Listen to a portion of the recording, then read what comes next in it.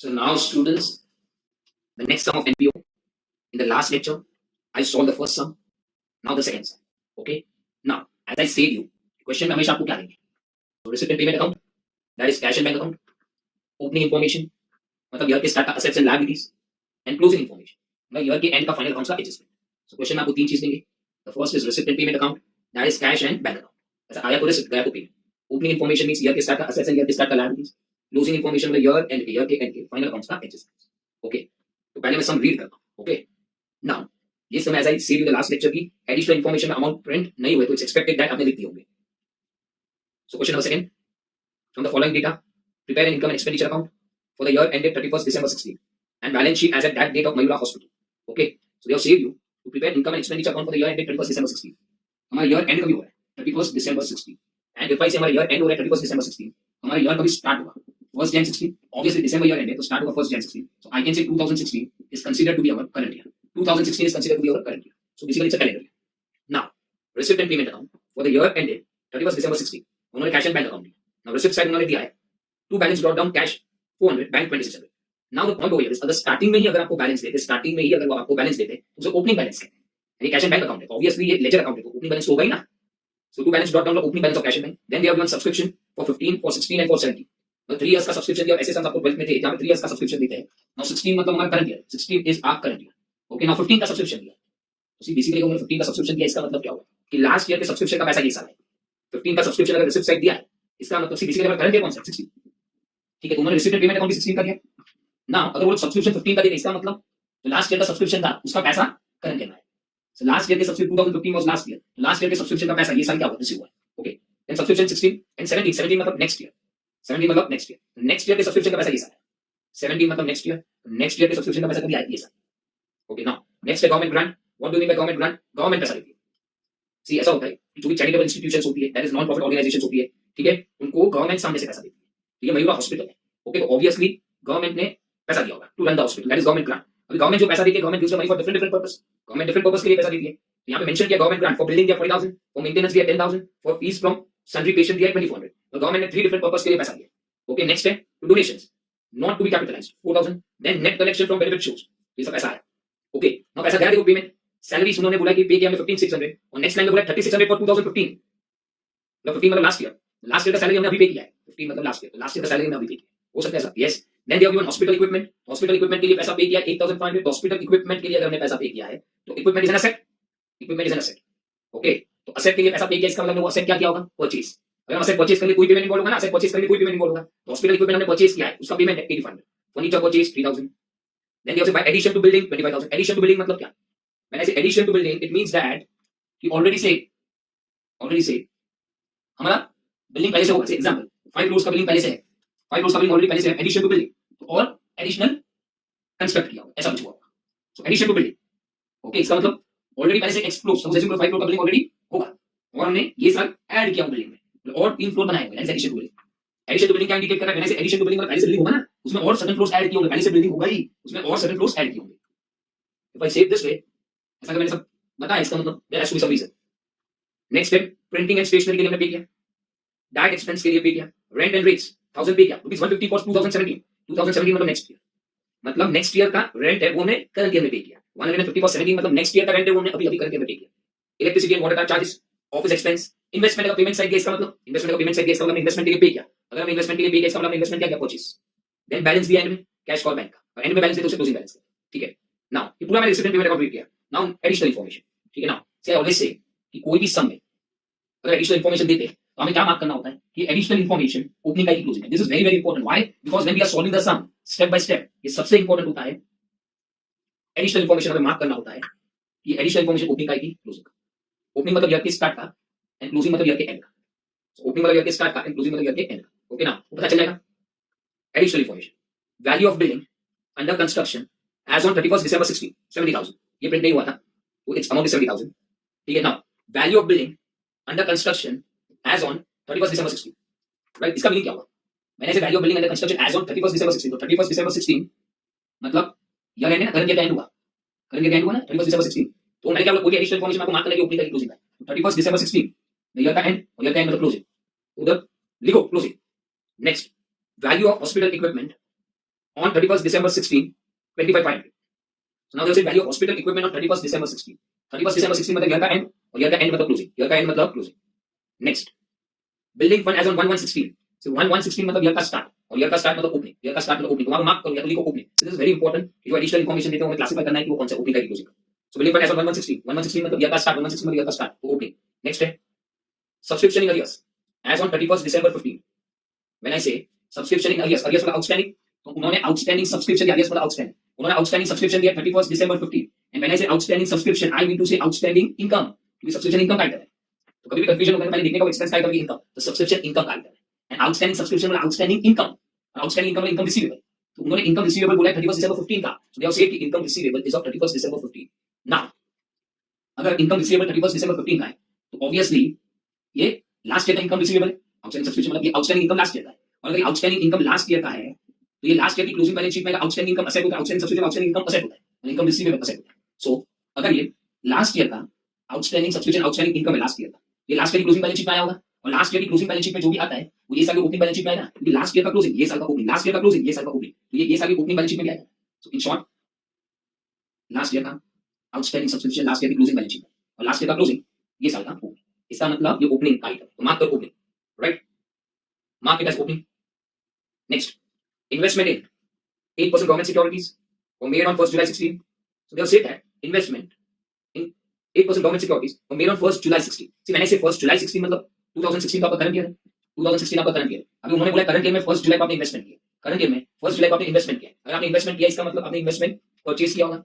Investment purchase किया होगा तो ऑब्वियसली वो आइटम पेमेंट साइड दिखना चाहिए. इन्वेस्टमेंट अगर आपने करंट ईयर में परचेज किया, इन्वेस्टमेंट अगर आपने करंट ईयर में परचेज किया है तो पेमेंट साइड दिखना चाहिए. तो देखो payment side second last side of investment उन्होंने 10,000 दिया. ओके, ये करंट ईयर में आपने परचेज किया. नाउ बेसिकली उन्होंने डेट क्यों दिया? ये जो आपने इन्वेस्टमेंट परचेज किया 10,000 का, उन्होंने बोला कि आपने 1st जुलाई को खरीदा. तो डेट देने का रीजन क्या है? To calculate interest. So this date is basically given to calculate interest. बाकी सब कुछ मतलब नहीं है ये इन्फॉर्मेशन का. So you don't have mark की ओपनिंग एंड क्लोजिंग. तो डेट इसीलिए दिया टू कैलकुलेट इंटरेस्ट. अदरवाइज तो पूरी एडिशनल इन्फॉर्मेशन को मार्क करने का कि ओपनिंग का की क्लोजिंग का. Okay, now steps to solve the problem.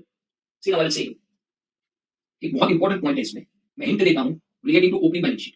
Relating to opening balance sheet it's a very smart point. Okay, so what you can do is मैं ओपनिंग बैलेंस शीट बनाता हूं. I will give you the explanation, okay?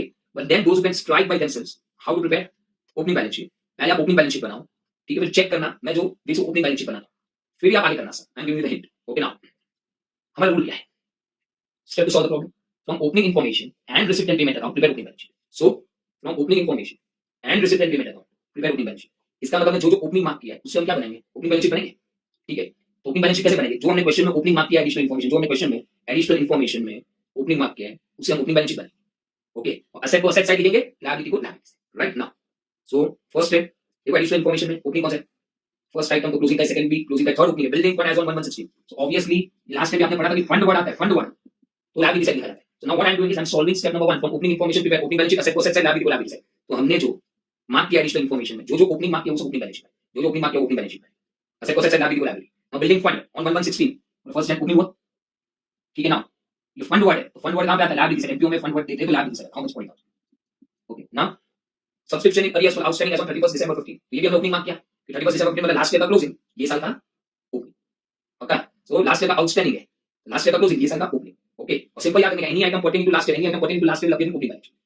ये opening item में mark किया है. Subscription in arrears मतलब outstanding subscription, outstanding subscription मतलब outstanding income हुआ, सब्सक्रिप्शन इनकम का आइटम है. Outstanding income income receivable, income क्या होगा? रिसीवेबल. आउटस्टैंडिंग इनकम मतलब इनकम रिसीवेबल असेट साइड कितना 3250. Okay, so from opening information prepare opening balance sheet, asset को asset side, liability को liability. दो opening item था हमने opening में. Now what we will do is मैं हमेशा बोलता हूं सिर्फ opening information से opening balance sheet नहीं बनता है, receipt and payment account से भी बनता है. तो now receipt and payment account भी हम देखेंगे, ठीक है ना? तो receipt and payment account देखो. receipt and payment account में स्टार्टिंग में बैलेंस ड्रॉप डाउन दिया कैश और बैंक का. तो स्टार्टिंग में जो बैलेंस देते हैं उसे कौन सा बैलेंस कहते हैं? ओपनिंग बैलेंस कहते हैं. तो स्टार्टिंग में जो बैलेंस देते हैं उसे ओपनिंग बैलेंस कहते हैं. कैश और बैंक का तो वो भी कहां पे आएगा? ओपनिंग बैलेंस शीट में आएगा ना. तो स्टार्टिंग में बैलेंस देते हैं उसे ओपनिंग बैलेंस कहते हैं. मैंने उसे ओपनिंग बैलेंस तो वो भी ओपनिंग बैलेंस शीट में आएगा. कैश भी आएगा, बैंक भी आएगा. Now I always say that receipt and payment account से भी ओपनिंग बैलेंस शीट बनता है. ओके, नाउ तो स्टार्टिंग में बैलेंस देते हैं उसे ओपनिंग बैलेंस कहते हैं, वो भी ओपनिंग बैलेंस शीट में आएगा, ठीक है? तो पूरा receipt and payment account read करने का और पूरा receipt and payment account read करके देखने का कोई लास्ट ईयर का आइटम है? पूरा receipt and payment account read करके देखने का कोई लास्ट ईयर का आइटम है कि नहीं? ओके, सो नाउ देखो receipt and payment account see again I see ना, ये सब वेल्थ में भी आते थे सेम टाइप के सम्स. तो पूरा receipt and payment account read करके देखने का कोई लास्ट ईयर का आइटम है? नाउ देखो रिसीट एंड पेमेंट सब्सक्रिप्शन 15 16 17 15 मतलब लास्ट ईयर, 15 का सब्सक्रिप्शन दिया मतलब लास्ट ईयर. तो एक्चुअली अगर आप बोलो लास्ट ईयर के सब्सक्रिप्शन का पैसा अगर करंट ईयर में आता है, ऐसा कभी पॉसिबल होता है। लास्ट ईयर के सब्सक्रिप्शन का पैसा 50 मतलब लास्ट ईयर, तो लास्ट ईयर के सब्सक्रिप्शन का पैसा करंट ईयर में क्यों आएगा पता है? क्योंकि लास्ट ईयर आउटस्टैंडिंग होगा। अगर लास्ट ईयर आउटस्टैंडिंग होगा तो ही लास्ट ईयर के सब्सक्रिप्शन का पैसा आएगा ना ये साल। या आपने 12 में ऐसा पढ़ा है कि लास्ट ईयर के सब्सक्रिप्शन का पैसा अगर ये साल आता है तो लास्ट ईयर क्या होगा? Outstanding. Last year outstanding subscription में आउटस्टैंडिंग इनकम है, outstanding income receivable, last year वो इनकम रिसीवेबल था और उसका पैसा ये साल आया। ओके, सो लास्ट ईयर के सब्सक्रिप्शन का पैसा ये साल आता है, लास्ट ईयर क्या होगा? आउटस्टैंडिंग। और अगर लास्ट ईयर आउटस्टैंडिंग होगा इसका मतलब लास्ट ईयर आउटस्टैंडिंग होगा तो लास्ट ईयर की क्लोजिंग बैलेंस शीट में आएगा, और अगर लास्ट ईयर की क्लोजिंग बैलेंस शीट में आएगा तो ये साल की ओपनिंग बैलेंस शीट में आएगा। सो लास्ट ईयर के सब्सक्रिप्शन का पैसा ये साल आता है तो लास्ट ईयर क्या होगा? आउटस्टैंडिंग। और अगर लास्ट ईयर आउटस्टैंडिंग तो लास्ट ईयर की क्लोजिंग बैलेंस शीट में आएगा, और लास्ट ईयर का क्लोजिंग मतलब ये साल का opening, right? So now the point is उन्होंने बोला है लास्ट ईयर का आउटस्टैंडिंग सब्सक्रिप्शन कितना है। देखो रिसीवेबल पेमेंट अकाउंट दिया है, लास्ट ईयर का कितना है? 2550। उन्होंने बोला लास्ट ईयर का सब्सक्रिप्शन का 2550 करंट ईयर में आया है, तो लास्ट ईयर का सब्सक्रिप्शन का पैसा का करंट ईयर में आया तो लास्ट ईयर 2550 क्या होगा? आउटस्टैंडिंग। और अगर लास्ट ईयर आउटस्टैंडिंग होगा तो लास्ट ईयर की क्लोजिंग बैलेंस शीट में लास्ट ईयर का क्लोजिंग ये साल का ओपनिंग, तो ये साल की ओपनिंग बैलेंस शीट में भी आउटस्टैंडिंग सब्सक्रिप्शन 2550 आना चाहिए ना। ये साल की ओपनिंग बैलेंस शीट में भी 2550 आना चाहिए, आउटस्टैंडिंग सब्सक्रिप्शन आना चाहिए ओपनिंग बैलेंस शीट में। लेकिन ऑलरेडी ओपनिंग बैलेंस शीट में आउटस्टैंडिंग सब्सक्रिप्शन 3250 होगी। ऐसा करके सब आपने किया एनपीओ में बहुत बार, 12th में। सी रिसीट एंड पेमेंट अकाउंट में क्या दिया? लास्ट ईयर का सब्सक्रिप्शन का पैसा ये साल है कितना? 2550। तो नॉर्मली क्या होता है लास्ट ईयर के सब्सक्रिप्शन का पैसा ये साल आता है, इसका मतलब लास्ट ईयर क्या होगा? आउटस्टैंडिंग। और लास्ट ईयर आउटस्टैंडिंग को लास्ट ईयर क्लोजिंग में, लास्ट ईयर क्लोजिंग मतलब ये साल की ओपनिंग, ये साल की ओपनिंग में आउटस्टैंडिंग सब्सक्रिप्शन 2550 लिखेगा हमें, लेकिन ऑलरेडी ओपनिंग बैलेंस शीट में आउटस्टैंडिंग सब्सक्रिप्शन 3250 हो गया। इसका मीनिंग क्या हुआ है? इसका मीनिंग ऐसा हुआ कि एक्चुअली में उन्होंने नीचे आपको एडिशनल इंफॉर्मेशन में बोला है कि लास्ट ईयर का आउटस्टैंडिंग 3250 है। उन्होंने ऐसा बोला है कि लास्ट ईयर का आउटस्टैंडिंग 3250 है। तो एक्चुअली हुआ क्या होता है कि लास्ट ईयर का आउटस्टैंडिंग एक्चुअली उन्होंने एडिशनल इंफॉर्मेशन में दिया है कि 3250 है, इसका मतलब लास्ट ईयर का आउटस्टैंडिंग 3250 ही हुआ होगा। लेकिन हुआ क्या होता है कि लास्ट ईयर का 3250 लेना था, लेकिन उसमें से करंट ईयर में 2550 ही आया होगा। ऐसा प्रैक्टिकली हो सकता है कि एक्चुअली लास्ट ईयर लेना था 3250 क्योंकि उन्होंने एडिशनल इंफॉर्मेशन में बोला है लास्ट ईयर हमें लेना होगा 3250, लेकिन since receipt and payment account में बोला है, रिसीट एंड पेमेंट में बोला कि लास्ट ईयर का 2550 रिसीट साइड 2550 आया है लास्ट ईयर का, इसका मतलब क्या होगा कि एक्चुअली लास्ट ईयर लेना 3250 ही था, लेकिन उसमें से अगर रिसीट साइड उन्होंने 2550 दिया है, इसका मतलब 2550 कैश ये साल आया है। कौन से ईयर का? लास्ट ईयर का। इसका मीनिंग ऐसा हुआ कि 700 रुपीज अभी भी लास्ट ईयर का लेना बाकी, राइट? ऐसा टाइप का हमने बहुत बार किया। सो लॉजिक क्या है? ऐसा हो सकता है रियल लाइफ में ये अमाउंट जान दो मुझे लास्ट ईयर के 100 रुपीज देना, लास्ट ईयर से 100 लिया, लेकिन उसमें से उसने दिया ये साल 80 रुपीज दिया, मुझे लेना था 100 लेकिन उसमें से दिया उसने 80, तो अभी भी 20 रुपीज देना बाकी है। सो लास्ट ईयर मुझे 100 लेना था, उसमें से उसने दिया मुझे 80, तो 20 अभी भी देना बाकी। इसका मीनिंग क्या हुआ? लास्ट ईयर कितना लेना था? 100।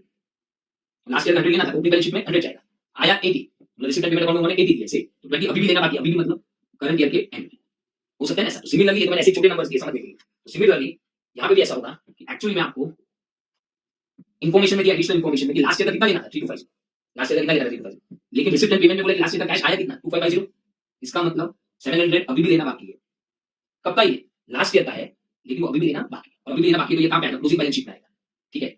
इन शॉर्ट वो सब छोड़ो, यहाँ पे इंपॉर्टेंट क्या है कि ओपनिंग बैलेंस शीट में हम 3250 आउटस्टैंडिंग सब्सक्रिप्शन लिखेंगे, क्योंकि उन्होंने इंफॉर्मेशन में दिया है 3250, हम 3250 लिखेंगे, उन्होंने इंफॉर्मेशन में दिया है कि लास्ट ईयर का आउटस्टैंडिंग 3250, रिसीट एंड पेमेंट तो वो दिखा रहा है कि उसमें से आया कितना, उसमें से आया 2550 है, ओके? बट बैलेंस शीट वही दिखा रहा है जितना लेना है, लास्ट ईयर का लेना है 3250 है, तो ओपनिंग बैलेंस शीट 3250 दिखाएगा, रिसीट एंड पेमेंट वही दिखा रहा है कि लास्ट ईयर का 2550 है, उसका क्या करेगा मैं बाद में बताता हूं, उसका क्या करेगा मैं बाद में बताता हूं। अगर सपोज माय पॉइंट वाज, ये सब एक्सप्लेन करने का रीजन क्या है, अगर उन्होंने एडिशनल इंफॉर्मेशन में, अगर उन्होंने एडिशनल इंफॉर्मेशन में लास्ट ईयर के आउटस्टैंडिंग सब्सक्रिप्शन के बारे में कुछ भी नहीं बोला होता ना, अगर उन्होंने एडिशनल इंफॉर्मेशन में लास्ट ईयर के आउटस्टैंडिंग सब्सक्रिप्शन के बारे में कुछ भी नहीं बोला होता ना, कुछ लिखा ही नहीं होता, तो फिर हम ओपनिंग बैलेंस शीट में आउटस्टैंडिंग सब्सक्रिप्शन कितना दिखा देते हैं? 2550। अगर उन्होंने नीचे एडिशनल इंफॉर्मेशन में outstanding subscription of last year के बारे में कुछ नहीं बोला होता, तो हम क्या करते? नहीं दिया होता कुछ भी, तो हम क्या करते? तो हम जब ओपनिंग बैलेंस शीट बनाते तो फिर सिर्फ सीधा रिसीट एंड पेमेंट अकाउंट में से लास्ट ईयर का फिगर ले लेते, रिसीट एंड पेमेंट अकाउंट में से सीधा लास्ट ईयर का फिगर ले लेते 2550 और ओपनिंग में 2550 लिखते हैं। तभी होता जब उन्होंने एडिशनल इंफॉर्मेशन कुछ बोला नहीं होता, इनसे जब एडिशनल इंफॉर्मेशन उन्होंने 3250 बोला है, इसलिए 3250 ले, ओके? और फिर उसमें से रिसीट में बोला 2550 आया, तो इसका मतलब 700 अभी लेना बाकी है, वो हम क्लोजिंग में दिखाएंगे, लेकिन वो सॉल्विंग के टाइम में आपको ना सब्सक्रिप्शन 56 70 मतलब नेक्स्ट ईयर, 70 मतलब नेक्स्ट ईयर होगा ना, तो 70 मतलब नेक्स्ट ईयर, और अगर नेक्स्ट ईयर के सब्सक्रिप्शन का पैसा 70 मतलब नेक्स्ट ईयर, और नेक्स्ट ईयर के सब्सक्रिप्शन का पैसा ये साल आया तो उसे कहते हैं subscription received in advance. Next year के सब्सक्रिप्शन का पैसा अगर ये साल आया तो उसे कहते हैं सब्सक्रिप्शन रिसीव्ड इन एडवांस, कितना 1200, और इसको हम एडजस्टमेंट बना देंगे, और दिस इज रियल एडजस्टमेंट कि अगर नेक्स्ट ईयर के सब्सक्रिप्शन का पैसा अगर ये साल आया तो ऑब्वियसली नेक्स्ट ईयर का पैसा ये साल आएगा, तो ये साल में क्या बोलूंगा? सब्सक्रिप्शन रिसीव्ड इन एडवांस बोलूंगा, कौन सा बात है? नेक्स्ट ईयर का पैसा अगर ये साल आया तो मैं ये साल क्या बोलूंगा? रिसीव्ड इन एडवांस, और इसको हम एडजस्टमेंट बना देंगे, नीचे ऐसे एडजस्टमेंट लिख देंगे सब्सक्रिप्शन रिसीव्ड इन एडवांस 1200, और क्लोजिंग लिख लेगा, क्लोजिंग लिखने का, क्लोजिंग हुआ क्योंकि करंट ईयर का एडजस्टमेंट है ना, तो क्लोजिंग लिख लेगा, मतलब नेक्स्ट ईयर के सब्सक्रिप्शन का पैसा अगर ये साल आया तो उसे सब्सक्रिप्शन रिसीव्ड इन एडवांस है, उसको ऐसे एडजस्टमेंट लिख के क्लोजिंग लिख लेगा, ये क्लोजिंग हुआ करंट ईयर में एडवांस आया। नेक्स्ट ईयर का advance current year closing period. Question में लिख देगा ना, government grant for building maintenance fees donation net collection कुछ सैलरी, सॉरी पेमेंट सैलरी, पूरा receipt and payment account read करने का क्यों और देखने का वो ओपनिंग आइटम है कि नहीं, क्यों? सो ऑब्वियस बात है, एनी आइटम अगर लास्ट ईयर का कोई आइटम दिया होगा इसका मतलब ओपनिंग आएगा, इससे पूरा receipt and payment account read करके देखने का कि कोई ओपनिंग आइटम है कि नहीं। सो देखो सैलरीज 3600 for 15, इसका मतलब 15 मतलब लास्ट ईयर, 15 मतलब लास्ट ईयर, और लास्ट ईयर का उन्होंने बोला 15 मतलब उन्होंने लास्ट ईयर का कितना सैलरी दिया 3600, ओके, और उन्होंने पेमेंट सैलरी, इसका मतलब क्या हुआ कि लास्ट ईयर का सैलरी 3600 है, वो हमने करंट ईयर पे किया है। लास्ट ईयर का सैलरी 3600 है, वो हमने करंट ईयर पे किया क्योंकि उन्होंने पेमेंट साइन किया, करंट ईयर पे पेमेंट साइन किया। इसका मतलब लास्ट ईयर का सैलरी अगर हम करंट ईयर में पे करते हैं तो ऐसा कभी हो सकता है, अगर लास्ट ईयर का सैलरी अगर हम करंट ईयर में पे करते हैं इसका मतलब लास्ट ईयर की सैलरी क्या हुआ, आउटस्टैंडिंग, और अगर लास्ट ईयर की सैलरी आउटस्टैंडिंग हुआ तो ये करंट ईयर में पे करेंगे ना, करंट ईयर में पे क्यों किया, करंट ईयर में पे क्यों किया, क्योंकि लास्ट ईयर सैलरी क्या हुआ, आउटस्टैंडिंग, तो लास्ट ईयर की सैलरी आउटस्टैंडिंग होगा उसका पेमेंट हमने करंट ईयर में, अगर लास्ट ईयर सैलरी आउटस्टैंडिंग होगा, पे करना बाकी होगा, तो हम करंट ईयर में पे करेंगे, और अगर लास्ट ईयर पे करना बाकी होगा इसका मतलब लास्ट ईयर आउटस्टैंडिंग होगा, और लास्ट ईयर अगर आउटस्टैंडिंग होगा तो लास्ट ईयर की क्लोजिंग बैलेंस शीट में जाएगा, और लास्ट ईयर का क्लोजिंग ये साल का ओपनिंग, तो यहां पे ओपनिंग में आउटस्टैंडिंग सैलरी लायबिलिटी से, while the salary is an expense for outstanding expense. So my point is मैं पूरा receipt and payment account read करूंगा और देखूंगा कोई लास्ट ईयर का आइटम है कि नहीं, और जो लास्ट ईयर का आइटम है वो सब ओपनिंग बैलेंस शीट में होगा। इसलिए I always right from opening information and receipt and payment account prepare opening balance sheet, from opening information and receipt and payment. तो रिसिप्ट एंड पेमेंट अकाउंट में क्या देख रहा हूं, कौन सा आइटम लास्ट ईयर का है वो सब हम ओपनिंग करेंगे। इन सब्सक्रिप्शन में क्या करते हैं, लास्ट ईयर का उन्होंने दिया था रिसिप्ट साइड, लेकिन एडिशनल इन्फॉर्मेशन में भी दिया था, तो हम एडिशनल इन्फॉर्मेशन से, ओके। नाउ नेक्स्ट है hospital equipment furniture purchase addition to building printing and stationery direct expense, rent and taxes rupees 150 for 2017, बस 17 मतलब तो नेक्स्ट ईयर है, 17 मतलब नेक्स्ट ईयर है, ओके। सी ओपनिंग में लास्ट ईयर का, नेक्स्ट ईयर का नहीं आता है, लेकिन रीड करना को इतना पता चला कि नेक्स्ट ईयर का रेंट हमने ये साल पे किया, नेक्स्ट ईयर का रेंट हमने ये साल पे किया है, तो नेक्स्ट ईयर का रेंट अगर हम ये साल पे करेंगे करंट ईयर में तो प्रीपेड हुआ ना, तो इसलिए वो भी एक हिडन एडजस्टमेंट बना दो, प्रीपेड रेंट नेक्स्ट ईयर 2017 में, नेक्स्ट ईयर का रेंट हमने पे कर दिया ये साल 16 में, तो नेक्स्ट ईयर का रेंट अगर हम ये साल पे करेंगे तो वो क्या होगा, नेक्स्ट ईयर का कोई भी पैसा पे करोगे ये साल उसे प्रीपेड कहते हैं, तो प्रीपेड रेंट होगा, कितना होगा प्रीपेड रेंट 150, और उसको भी एडजस्टमेंट बना देने का, क्वेश्चन में नीचे लिख देने का, और वो भी क्लोजिंग होगा, okay. See even though we are preparing opening, but हम जब रिसिप्ट पेमेंट रीड कर रहे हैं तो जो नेक्स्ट ईयर का मिल रहा है वो एज हिडन एडजस्टमेंट बना रहे हैं, वो भी बना देने का साथ, और नीचे लिख देने का क्लोजिंग, नीचे लिखो प्रीपेड रेंट 150 क्लोजिंग, वो नेक्स्ट ईयर ना, ठीक है। Now majority of the students को ऐसा लगता है कि ओपनिंग बैलेंस शीट बन गया, क्योंकि ओपनिंग बैलेंस शीट हम किससे बनाते हैं, opening information and receipt and payment, so opening information जो मार्क किया था उससे तो बना दिया, एसेट कोसेट लायबिलिटी लायबिलिटी, और रिसिप्ट एंड पेमेंट अकाउंट में जो लास्ट ईयर का आइटम होता है वो सब हम ओपनिंग में लेते हैं, ठीक है। Now you can pause the video और कुछ ट्राई करने की ट्राई करो, कुछ मिसिंग है ओपनिंग बैलेंस शीट में, कुछ मिसिंग है, check it.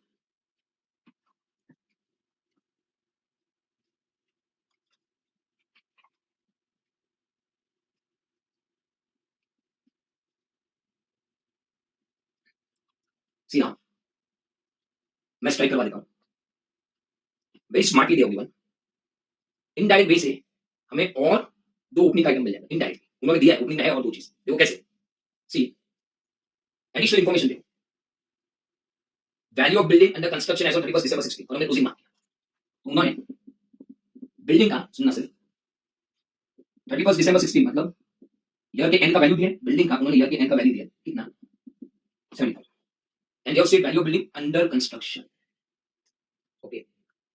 Building under construction है उसका उन्होंने वैल्यू दिया 31 दिसंबर 16 ईयर के एंड। नाउ पेमेंट साइड देखो उन्होंने क्या दिया, एडिशन टू बिल्डिंग 25,000, मतलब करंट ईयर में हमने एडिशन किया है, कितने एडिशन किया है 25,000, इसका मीनिंग क्या है, इतना तो मैंने हिंट किया था फ्लोस का, इसका मीनिंग क्या है कि अगर आपको ईयर के एंड का वैल्यू दिया 70,000 और उन्होंने बोला है कि करंट ईयर में आपने एडिशन 25,000 किया है, ये क्या इंडिकेट कर रहा है, ओपनिंग में कुछ तो होगा, ओपनिंग में कुछ तो होगा, सब कॉमन सेंस का है। सपोज मैं अगर आपको कहता हूं ये अमाउंट में एकदम सिंपलीफाई करके इसे ईयर एंड में एग्जांपल, ईयर एंड में अब तक 8 फ्लोर बिल्डिंग के बन चुके थे, ईयर के एंड में, ईयर के एंड तक बिल्डिंग के 8 फ्लोर्स बन चुके थे। मैं बोलता हूं कि करंट ईयर में हमने 3 फ्लोर बनाए, तो जब भी ऐसा है कि ईयर के एंड में 8 फ्लोर्स आर कंस्ट्रक्टेड, ईयर के एंड में 8 फ्लोर्स आर कंस्ट्रक्टेड, और करंट ईयर में अगर हमने 3 फ्लोर बनाए तो ऑब्वियसली ओपनिंग में 5 फ्लोर होगा, क्योंकि ओपनिंग में 5 फ्लोर होंगे, तो वही करंट ईयर में हमने 3 फ्लोर बनाए तो ऐड हुआ, ईयर एंड में भी हमारे पास कितने फ्लोर बन के रेडी 8 फ्लोर्स, कॉमन सेंस का बात है। अगर मैं कह ईयर एंड में till 8 floors are constructed, 8 floor तक बन चुके, ईयर के एंड में 8 फ्लोर तक बन चुके, करंट ईयर में हमने 3 फ्लोर बनाए तो ओपनिंग में 5 फ्लोर होंगे, 5 फ्लोर्स होंगे, तो ओपनिंग में 5 फ्लोर्स होंगे, करंट ईयर में हमने 3 फ्लोर्स ऐड किए, इसलिए क्लोजिंग में 8 फ्लोर्स दिया। यहां पे भी सेम लॉजिक है, ईयर के एंड में उन्होंने वैल्यू दिया of building under construction logic construction चालू, तो ईयर एंड में value of building under construction दिया 70,000, बोले करंट ईयर में एडिशन हुआ 25,000 का, तो ऑब्वियसली ओपनिंग होगा, ओपनिंग में कितना होगा, ओपनिंग में 45,000 का बिल्डिंग अंडर कंस्ट्रक्शन होगा, ओपनिंग में 45,000 का बिल्डिंग अंडर कंस्ट्रक्शन होगा, इसलिए करंट ईयर में हमने ऐड किया 25,000 और इसीलिए क्लोजिंग में 70,000 दिया। इसका मतलब ओपनिंग में बिल्डिंग अंडर कंस्ट्रक्शन 45,000 होगा, कॉमन सेंस का बात है, आपको क्लोजिंग का वैल्यू दे दिया 70,000, क्लोजिंग का वैल्यू दे दिया 70,000, करंट ईयर में एडिशन हुआ है 25,000 का, क्लोजिंग 70,000 दे दिया, करंट ईयर में एडिशन 25,000 का दे दिया, इसका ओपनिंग होगा ना बिल्डिंग, ओपनिंग कितना होगा 45,000, that's why opening balance sheet में बिल्डिंग आएगा कितना 45,000, राइट नाउ ये एक इंपॉर्टेंट पॉइंट था एंड दिस इज ये आपको स्ट्राइक होना चाहिए था। नाउ नेक्स्ट देखो, सेम ऐसा वैल्यू ऑफ हॉस्पिटल इक्विपमेंट में भी हो रहा है, जो इक्विपमेंट है, राइट नाउ इक्विपमेंट में भी सेम हो रहा है, उन्होंने को value of hospital equipment on 31 दिसंबर 16 दिया है, 31 दिसंबर 16 मतलब ईयर के एंड का इक्विपमेंट का वैल्यू दिया है कितना 25,500, इक्विपमेंट का वैल्यू ईयर के एंड का दिया है। फिर पेमेंट साइड देखो, करंट ईयर में आपने हॉस्पिटल इक्विपमेंट के लिए कितना पे किया 8500, अगर हॉस्पिटल इक्विपमेंट के लिए करंट ईयर में आपने अगर पे किया है, इसका मतलब करंट ईयर में आपने परचेज किया इक्विपमेंट 8500 पे किया, मैं परचेज किया, तो ऑब्वियसली अगर मैंने करंट ईयर में 8500 का परचेज किया तो ईयर में वैल्यू 25,500 कैसे हो सकता है, अगर मैं करंट ईयर में 8500 का करंट ईयर में मैंने 8500 का परचेज किया इक्विपमेंट, ईयर में वैल्यू 25,500 कैसे होगा, रीजन होगा कि मेरे पास ओपनिंग में होगा, तो ये हो सकता है ओपनिंग में कितना होगा, सो इट विल बी 17,000, इसलिए ओपनिंग में इक्विपमेंट आएगा कितना 17,000, राइट। ये स्ट्राइक होना बहुत ज्यादा इंपॉर्टेंट था, very important that you can strike this, okay now so important ये पॉइंट्स थे ओपनिंग के लिए, जिसको स्ट्राइक होना है फैंटास्टिक, नहीं हुआ देख लो। अभी हम क्या करेंगे, अभी हमारा जाके ओपनिंग बैलेंस शीट कंप्लीट हुआ और जो डिफरेंस आएगा ऑब्वियसली पहले हम असेट साइड का टोटल करेंगे, पहले हम असेट साइड का टोटल करेंगे,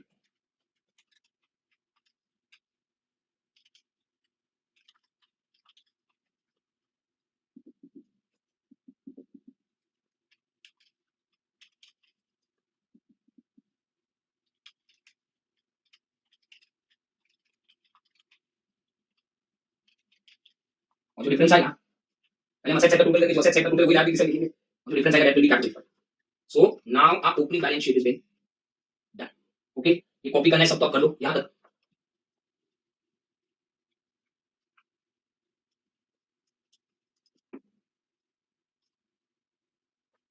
सो ये मैं करता हूं,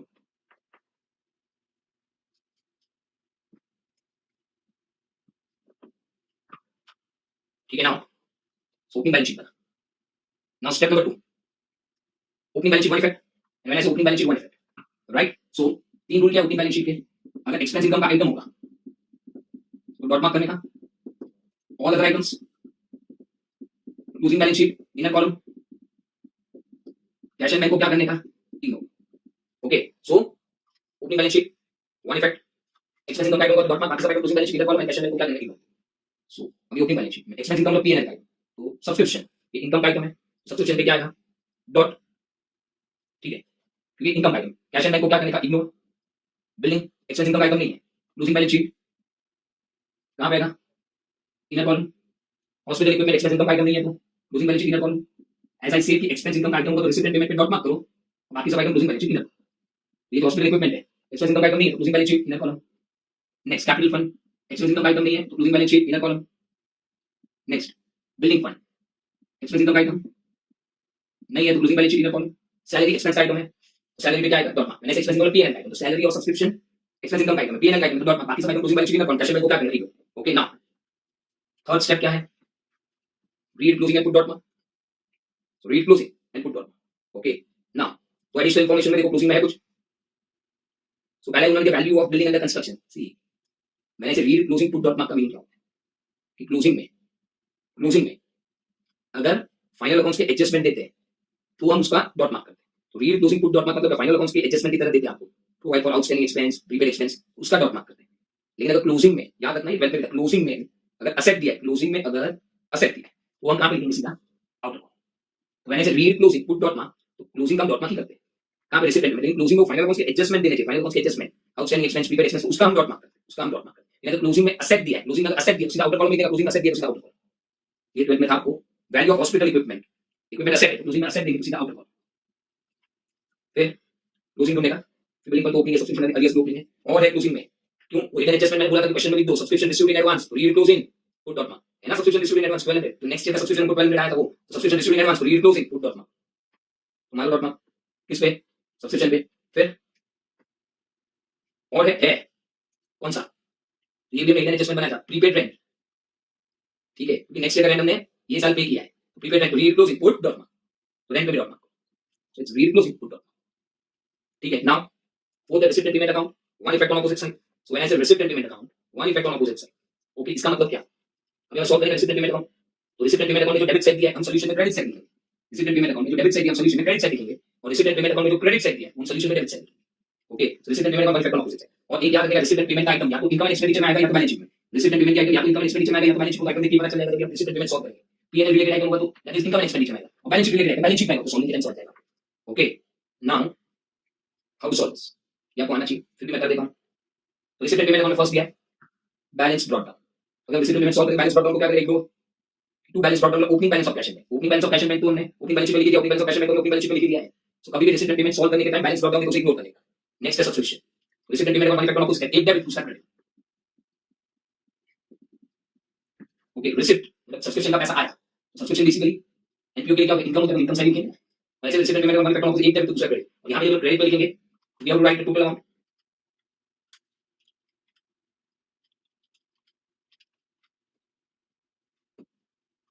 it is 16000।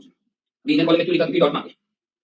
Okay, now the point is पहले देखने का सब्सिडी में कितने डॉट मार्क है, तो आई कैन से दो डॉट मार्क है, सब्सिडी में कितने डॉट मार्क है, दो।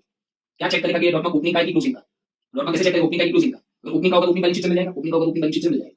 ओपनिंग बैलेंस शीट में देखो सब्सक्रिप्शन है, इसका मतलब एक डॉट मार्क ओपनिंग का, अगर एक ओपनिंग का इसका मतलब दूसरा क्लोजिंग होगा ना, कॉमन सेंस का बात है। पहले हमेशा चेक करने का कि डॉट मार्क किधर है, ओपनिंग का कि क्लोजिंग, ओपनिंग का होगा तो ओपनिंग बैलेंस शीट से मिल जाएगा, ओपनिंग बैलेंस शीट में सब्सक्रिप्शन है, चलो एक ओपनिंग ऑब्वियसली दूसरा क्लोजिंग ही होगा, राइट। तो देखो क्लोजिंग में दिया है ना, हमने जो सीधा एडिशन कमीशन क्लोजिंग में दिया, जो हमने एडजस्टमेंट बनाया सब्सक्रिप्शन रिसीविंग एडवांस क्लोजिंग है ना, एक ओपनिंग दूसरा क्लोजिंग, तो इसको सॉल्व कैसे करते हैं, how to solve this.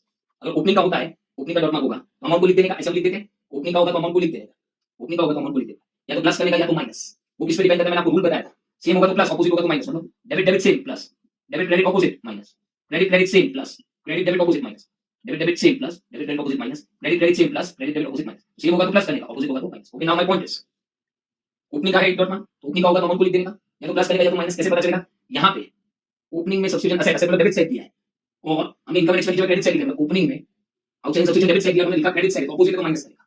Normally हम ऐसा करते हैं माइनस 3250, लेकिन ये समय पूरा 3250 इसलिए नहीं माइनस करेंगे क्योंकि ये जो ओपनिंग में लेना 3250 था, लेकिन रिसिप्ट एंड पेमेंट में बोला है कि उसमें से आया सिर्फ 2550 है। तो ओपनिंग में बोला है कि हमें लेना है 3250, लेकिन रिसिप्ट एंड पेमेंट में बोला है कि उसमें से आया कितना है 2550। इसका मतलब क्या हुआ, ये लेना 3250 था, लेकिन आया अगर 2550 है, ठीक है, तो यहाँ से 2550 माइनस करें, और 700 रुपीज अभी भी लेना बाकी है, और लेना है वो कहाँ पे आएगा, क्लोजिंग बैलेंस शीट पे, you right outstanding subscription of last year.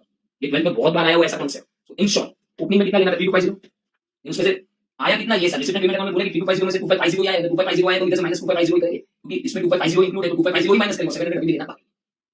Okay, सो ऐसा अगेन आई एम सेइंग ये सब 12 में आता था बहुत बार, ठीक है, and I will write outstanding subscription of last, ठीक है। तो देखो एक्चुअली अगर देखो ना, ओपनिंग का एक ही इफेक्ट है, मतलब अमाउंट 3250 का मैंने लिखा है, ओपनिंग का एक ही इफेक्ट है, एक्चुअली 3250 का एक ही इफेक्ट है, इसको हमने स्प्लिट किया, 2550 इधर लिखा है और 700 इधर लिखा है, एक्चुअली तो 3250 का एक इफेक्ट दिया है ना, 2550 इधर लिखा और 700 इधर लिखा है, मतलब it will be how much 3250 का स्प्लिट किया। So the point over here is, point over here is, ध्यान रखना ये सब्स्टिट्यूशन एडजस्टमेंट 12 का ही है। So opening I always say opening होगा तो अमाउंट को लिख देना, या तो प्लस या तो माइनस, तो वहां पे डेबिट था, यहां पे क्रेडिट चलेगा तो माइनस, नॉर्मली हम पूरा लिख देते हैं, ये समय से 2550 इसलिए माइनस किया है कि 3250 में से रिसिप्ट एंड पेमेंट में बोला कि 2550 ही आया है, रिसिप्ट साइड 2550 दिया हुआ है, उतना ही आया इसलिए 2550 माइनस किया, और 700 भी लेना, ठीक है ना। और एक सब्स्टिट्यूशन पे डॉट मार्क है, तो ये जो डॉट मार्क वो क्लोजिंग का है, देखो ना हमने इधर एडजस्टमेंट बनाया था ना, वैसे एडजस्टमेंट लिख दिया था, और क्लोजिंग मतलब फाइनल अकाउंट्स एडजस्टमेंट, क्लोजिंग मतलब फाइनल अकाउंट्स का एडजस्टमेंट, फाइनल अकाउंट्स की तरह दो इफेक्ट है, फाइनल अकाउंट्स की तरह दो इफेक्ट, तो देखो सब्स्क्रिप्शन रिसीविंग एडवांस, क्लोजिंग मतलब फाइनल अकाउंट्स का एडजस्टमेंट, फाइनल अकाउंट्स की तरह दो इफेक्ट देंगे, सब्स्क्रिप्शन रिसीविंग एडवांस मतलब इनकम रिसीविंग एडवांस, और इनकम रिसीविंग एडवांस मतलब ये करंट ईयर इनकम नहीं, फाइनल अकाउंट्स में क्या करते हैं, इनकम रिसीविंग एडवांस मतलब ये करंट ईयर इनकम नहीं है, लेस फ्रॉम इनकम, और रिसीविंग इन एडवांस है, हमें एडवांस आया है तो बैलेंस शीट किधर लिखेंगे, प्लान से। ओके, विल बी वेल, ध्यान रखना सब्स्क्रिप्शन का।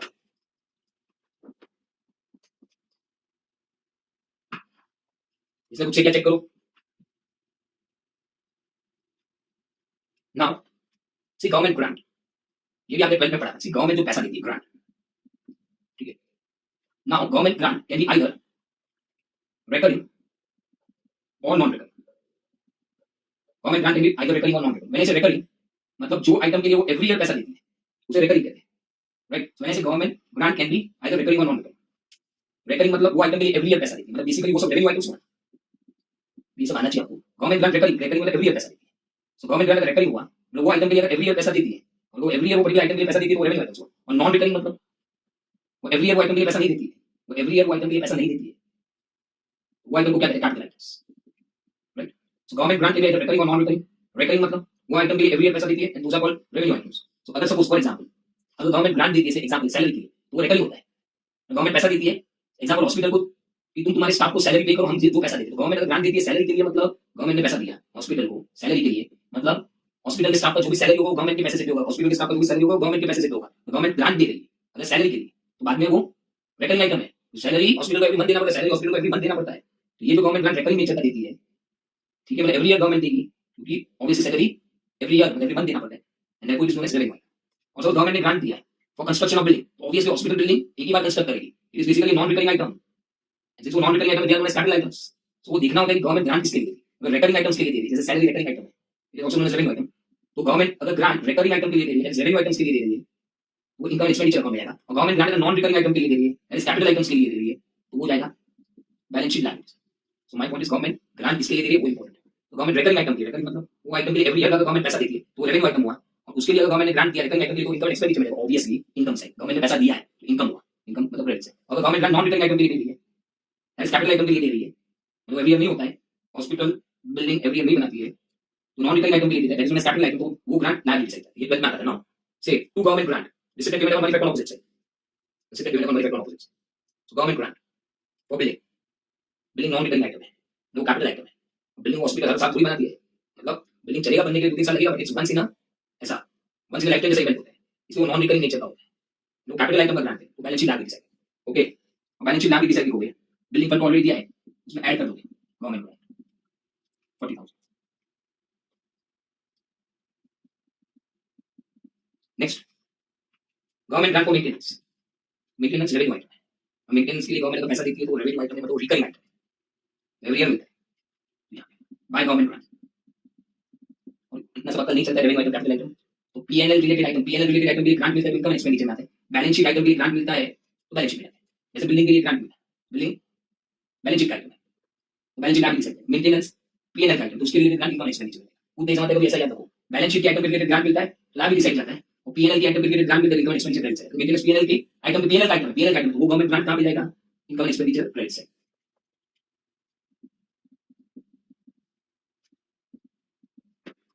ठीक है, और ऑब्वियसली रेसिडेंट पेमेंट अकाउंट का एक डेबिट दूसरा क्रेडिट होगा, मैं क्रेडिट साइड लिख रहा हूं। For please long sundry patient, ये रिकरिंग नेचर का आइटम, पेशेंट एवरी ईयर आते हैं उसका गवर्नमेंट ग्रांट देती है तो वो रिकरिंग आइटम है, वो रेवेन्यू आइटम है, revenue item related income expenditure है। और ऐसे भी मैंने बोला पीएनएल रिलेटेड आइटम का ग्रांट इनकम एक्सपेंडिचर में, फीस पीएनएल रिलेटेड आइटम है इसलिए उसका ग्रांट इनकम एक्सपेंडिचर में। ऐसे रेसिडेंट पेमेंट अकाउंट का ऑपोजिट एक डेबिट दूसरा क्रेडिट, फीस फ्रॉम पेशेंट का ग्रांट। ओके, नाउ नेक्स्ट देखोगे, now it's easy to donation not to be capitalized, not to be capitalized income expenditure में, capitalized बोलते तो कैपिटल फंड में डालते, not to be capitalized income expenditure में, resident payment account का opposite एक debit दूसरा क्रेडिट 4000। नेक्स्ट है net collection from beneficiaries, resident payment account का ऑपोजिट साइड एक डेबिट दूसरा क्रेडिट, ऑब्वियसली कॉमन सेंस का बात है, इनकम एक्सपेंडिचर का आइटम है, डोनेशन इनकम एक्सपेंडिचर का आइटम है, नेट कलेक्शन भी उधर का आइटम है, एक डेबिट दूसरा credit.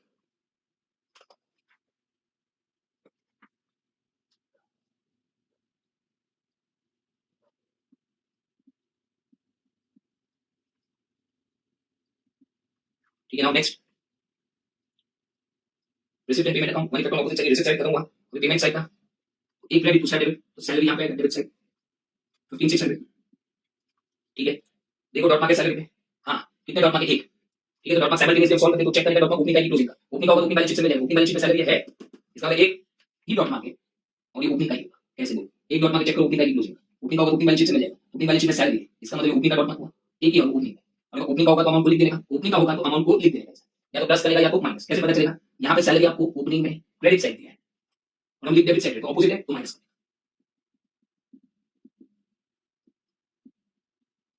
Okay, see now the sum is very easy, you can solve it by yourself now.